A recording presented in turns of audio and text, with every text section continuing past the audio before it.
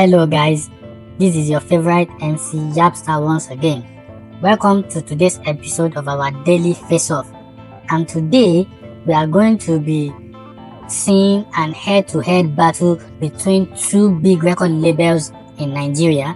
I'm talking about YBNL and MAVINS. These two record labels are going to be facing off against each other, and we are going to see who is going to carry the day.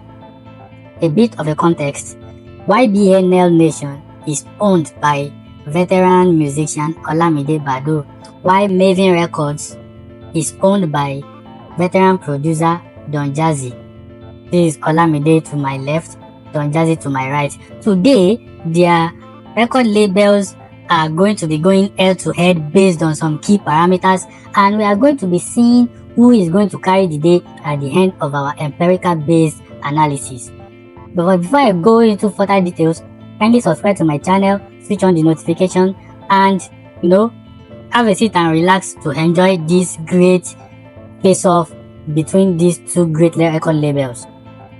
Like usual, my method has not changed. It's going to be a point-based comparative analysis.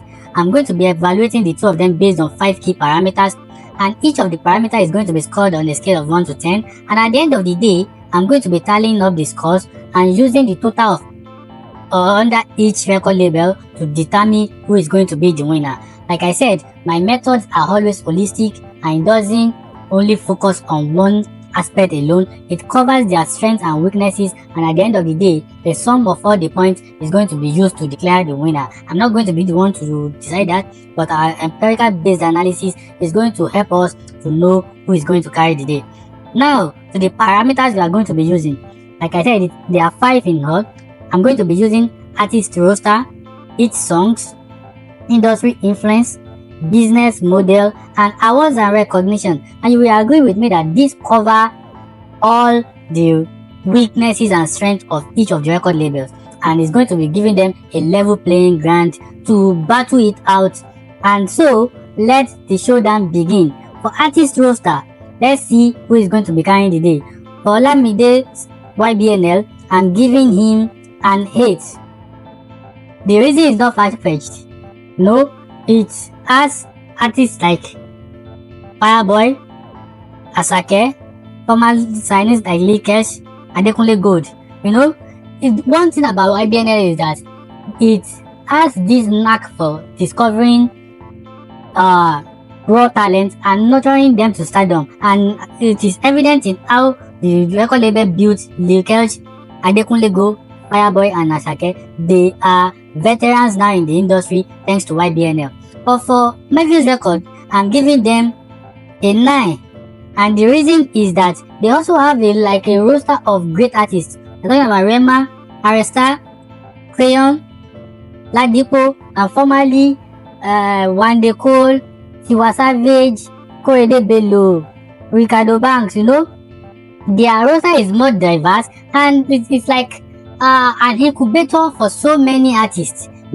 They have so many genres. We have Afrobeats, pop, alternative sound, and it's also the label is also consistent with retaining this talent. YBNL, after 2 years, the artist most likely goes away, but Mavins retains them for so many years, and for that reason, they have an edge, and that's why they are getting a 9. Let's move to the next one. Hit songs.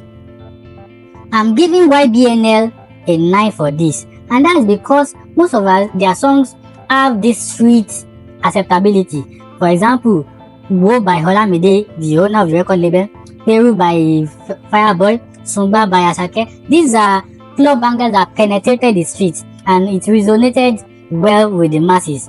But for Mavins, I'm giving them an 8 under this category. That's because they also have critically acclaimed songs, but they are not as accepted on the street like YBNL songs. We have songs like Maybe, Bloody Samaritan, Godwin. They are successful songs, but they lack this street level acceptability. So that's the reason why they are losing out in this category. For industry influence, under this, I'm giving YBNL an 8. YBNL is also small. YBNL has significant impact on the Nigerian music industry, especially when it comes to promoting street hop and artists from the trenches. Olamide is also like a role model, and he has cemented his influence in the industry, but that's not enough. I'm giving Mavins a 9 in this regard because, like I said, Mavins is like an incubator. In fact, before they unveil any artist, the artist would be made to go through like a period of training, retraining, and internship, like an incubation period to cook them well, to prepare them for stardom. And also, Don Jazzy is also like a producer. He's influenced even people outside his record label. So their influence in the industry is actually intimidating, and it's also even beyond promoting artists. It goes into production of songs and the like. So I'm giving them a 9. For business model, under this category, I'm giving YBNL a 7. Unfortunately, business model for YBNL is not really that strong. The traditional record label is focused more on artist development and music production, but the music potential of all these artists are not really being harnessed well by YBNL. When it comes to branding and endorsement, YBNL is lagging behind. That's why I'm giving it a 7. They have to do more under this category, especially when it comes to grooming the artists, preparing them for stardom, working on their stage performances and the likes. For Mavins is getting a 9 under this category. Mavin is getting a 9. You can't deny the fact that Mavin is a more well-rounded modern record label. They have diversified investment portfolio. In fact, they handle the streaming and the distribution of the songs of their artists by themselves, unlike YBNL that has, outsourced the distribution of the artists to foreign record labels.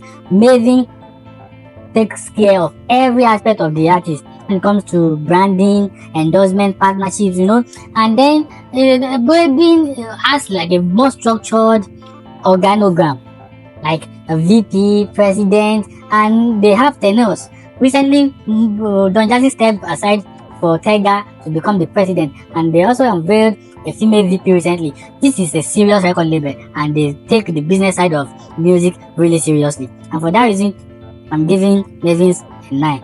And let's go to the 5th and the last category, awards and recognition. For this, I'm giving YBNL an 8. The artists there have done well, but YBNL doesn't retain these artists for long. For example, Adekunle Gold, what is the name of this other guy, Lakesh? They left after a year or 2. So the awards that they've been receiving after they left YBNL is to them and not to the record. Now we only have Fireboy and Asake, and Asake has even left, but he has not been made official. So when it comes to awards and recognition, YBNL is not really up there, and especially when it comes to the international scene. But for Mavin is getting a 9 because, like I said, Mavin retains all these artists for a very long period of time. Korede Bello was there for many years, Ricardo Bank for many years, Tiwa Savage, and these new cats, Ayra Starr, Crayon, and Rema, they've been there for so many years, and all the awards and recognition that they are getting now are attributable to the record label, and by inference, the record label is also gaining from it. So on that basis, Mavins is having an upper hand. But like I said, international recognition, you can remember the global appeal of Rema, especially his collaboration on Calm Down, how big the song became. The same thing with Ayra Starr, she's doing well globally, and that's the reason they are getting Mavin is getting a 9. And that's all about the parameters. Let's now go to the overall scores. Now I'm going to be tallying the scores. For YBNL came up with a total of 40 out of a possible 50. Not bad, but the record label could have done better. But for Mavin came up with a total score of 44 out of 50. You would agree with me that Mavin outdid YBNL under like 4 key categories, while YBNL only did well under 1 category. And for that basis, Mavin is our winner of this face-off for today. And the reason is not far-fetched. Both labels, like I said, they are powerhouses in the Nigerian music industry, but Mavin actually edged out YBNL due to the diverse artist roster, innovative business model, broader industry influence, and international recognition. However, you can't look down on YBNL. YBNL is also holding his own in the music industry and contributing generously to the advancement of our music. For example, YBNL is instrumental to discovering so many underground artists and building them into the superstars that they are today, and the evidence are all over the place. But when it comes to the business side of it, branding and all other serious aspect of music business, maybe YBNL is lagging behind, and I guess it's because Olamide has refused to actually bring in more business-oriented people on board. It's like a one-man show. He's running the show alone. He's not handling all this distribution, branding, and all other components really seriously. So for that reason, Mavin is the king of this battle. And like I said, I'm not an island of knowledge. All these analyses are based on the empirical evidence available to me. And if you have a contrary opinion, the comment section is open. I will be there monitoring comments to engage you and discuss your point of view. And at the end of the day, it's all about love. They are both doing well, but one person has to be the winner. Unfortunately for Mavin today, Mavin is the winner. Like they normally say, God will win for Mavin today. I don't know about tomorrow, but as of today, Mavin trumps YBNL when it comes to all our parameters. And thank you guys for watching this episode with me. Thank you for taking your time to stay with me up to this moment. Before you go, kindly do one more thing for me. Subscribe to my channel, switch on the notification so you can get notified anytime I drop another interesting episode. Till we meet again, it is bye.